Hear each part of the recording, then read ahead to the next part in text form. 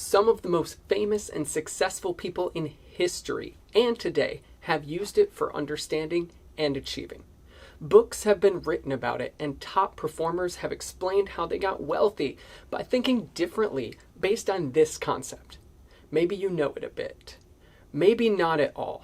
But I believe that 80% of the utility of this understanding is not being mentioned or explored.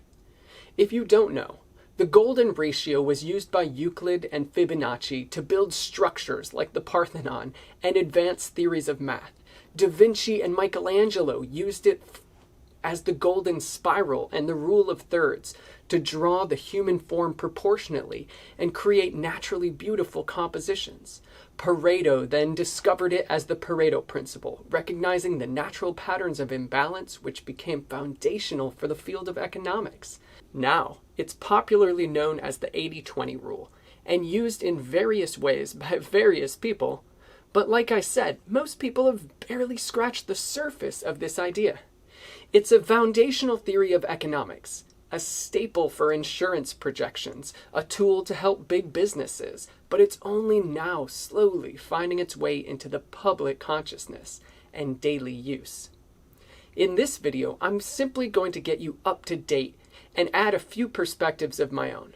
In later videos, I'll delve into the brilliant uses in history and further insights from myself and others. First, the shape, the curve. It's essentially one segment of a spiral, which can be created using an ingenious formula of rectangles that anyone can learn to draw. The resulting shape is a pattern used to create some of the greatest art in history.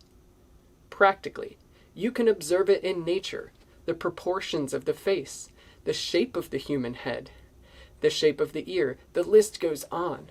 Of course, spiral galaxies, hurricanes, typhoons, fruits, flowers, the very shape of plants themselves. Plants grow according to this ratio in order to grow evenly and to spread leaves in a way that they don't overlap. You can easily observe how resources are spread around the earth.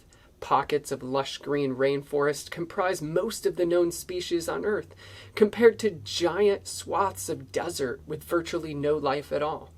Some seeds produce 10 times more than others, and they're bred into the best crops. The concentration of wealth across time and place has a very similar line. Eventually, scientists noticed that by solving the top 20% of problems or complaint, 80% of the problems were solved, and 80% of the complaints were eliminated. They noticed that in business, the top 20% of performers were doing 80% of the work. There's a lot of evidence about this, and a lot of ways to understand it deeper. But let's just say, roughly 20% of a company's products create 80% of their revenue, and about 20% of their customers buy about 80% of their products. Top businesses have been playing with this concept for a few generations. Now, in the past few decades, best-selling books started coming out about the magic and the mystery of this principle. The concept is either hidden or explicit in books like Atomic Habits, The 10X Rule, Traction, The 4-Hour Workweek, The Power of Habit, The Entrepreneurial Roller Coaster, of course, The 80-20 Principle, and many, many more. Graham Stevens, a popular YouTuber, said his career took off when he applied these principles and he did less work, yet earned way, way more. In my book and on my channel, I unpack the many ways that anyone can use this principle to understand and get more out of life. To me, this is a foundational understanding for conscious living. In science, the first principle is a basic assumption that cannot be deduced further. I'm going to give you my top 3 ideas about how to think about this first principle, theory, ratio, that I simply call the curve.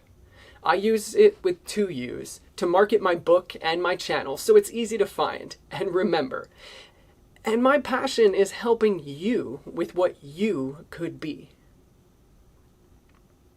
In order for something to become more, to rise from nothing to something, whether it's a rock at the bottom of the ocean making its way to shore, or a child aspiring to be an artist, they must get traction and make progress.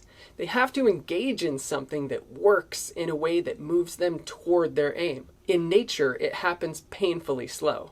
In humanity, things change much faster and much more interestingly. This is the first big concept. It's simple, but it's primary. In order for something to progress, it must get traction. It must begin the journey by taking a step and keep taking steps toward the aim. That means learning, adding more to the original, and applying, then applying again and again to that area, building and then building upon something until it gets momentum and lift, which makes each accomplishment easier, more fun, and more rewarding in virtually every way.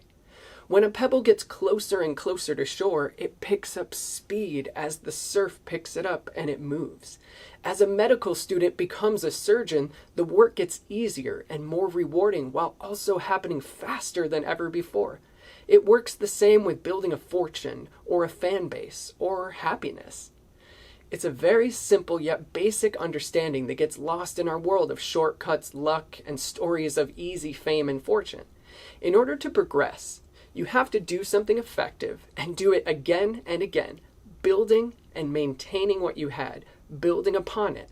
As time goes on, the results come in easier, faster, more rewarding, and eventually they take on a life of their own. That is what I call the map of the curve. Look at the line and realize that real accomplishment in anything follows this pattern. There are shortcuts, luck, and quick boosts, but they still follow this pattern to achieve lasting results and to potentially find those rare Easter eggs. The next perspective is what I call the compass. As you know, the most effective ways to solve a problem are far more powerful than any other method. The key is finding the most effective things to do in order to accomplish your goal. More on this in my book and on other videos, but this is one simple trick. Most endeavors can be achieved 80% of the way by using no more than 4 to 6 principal actions. In life, every issue you encounter will be dominated by these attributes: interest, compensation, knowledge, time, followed by access to resources. The list may go on, but those 5 roughly comprise 80% or more of what's needed to accomplish or overcome most anything. If you want a drink of water, you must be interested enough to get it, knowledgeable enough to retrieve it, get enough reward from it in order to make it worthwhile, and then figure out where and how to get it. Many activities can be broken down into the most effective, powerful, and common solutions. If you're a mechanic, the most powerful and effective methods will typically be something like finding and diagnosing issues, maintenance and repair, finding and getting parts, and finishing the service in a timely manner. For content makers, it's something like creating content, editing that content, publishing the content. This is what I call the compass of the idea.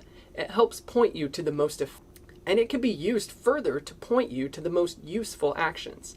This is one way to find the 20% most effective ways to proceed with anything. Along with the understandings of finding the most important actions is finding your personal passions, strengths, and resources, and using those first. To summarize, break the problem into 4 to 6 functions or steps, then find the easiest, deepest, and most creative ways to approach them for you and your situation. Now put a pin in that idea. That I call the compass. In the same way that there are a few key understandings that deliver most of the work, the same goes for the curve. Here are the top elements needed for progress to happen: goals, values, traction, energy, consistency. Goals determine what you want. Values, why you want it. Traction is how you can get it. Energy is where you get it from.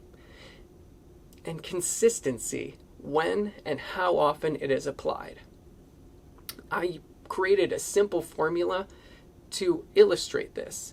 This is a formula I've created to help you choose what your goals should be, when and how to accomplish them.